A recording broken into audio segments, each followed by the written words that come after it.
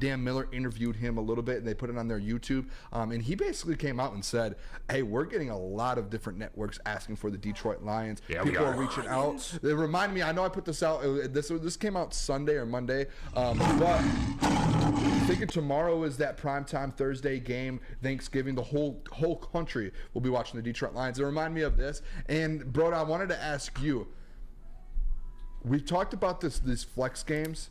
I think the Lions might get flexed 2 more times this year. I truly do think. I think that Broncos, and then I think you could sit there and say maybe the Dallas. Dan Miller was on E&E today and did bring up a good point with Dallas. That it was like moving to Saturday. You can't really. Well, it's going to most likely be Saturday. He said with the what's his name? The heavyweights hate Troy Aikman and. Joe Buck? Joe Buck, yes. He said that they might probably get them on Saturday, but they said there's no Monday Night Football games because it's New Year's.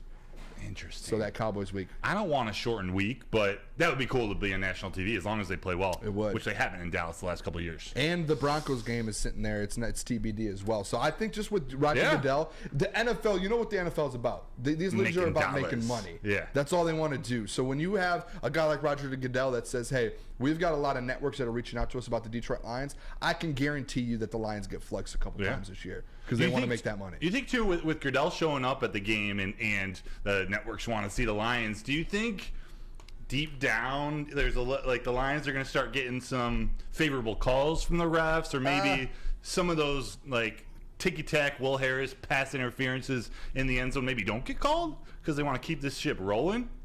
16-4 in the last 20 games. I see what you're saying. See where I'm going? I do think possibly.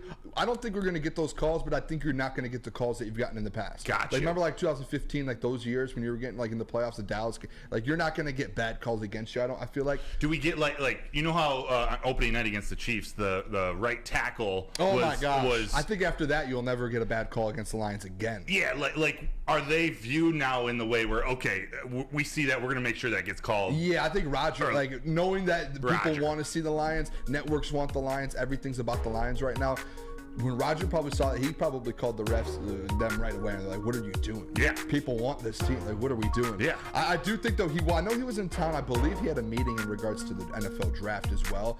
So that's exciting. Things are looking very, very up here in Detroit. And then obviously tomorrow we have all these Thanksgiving festivities downtown.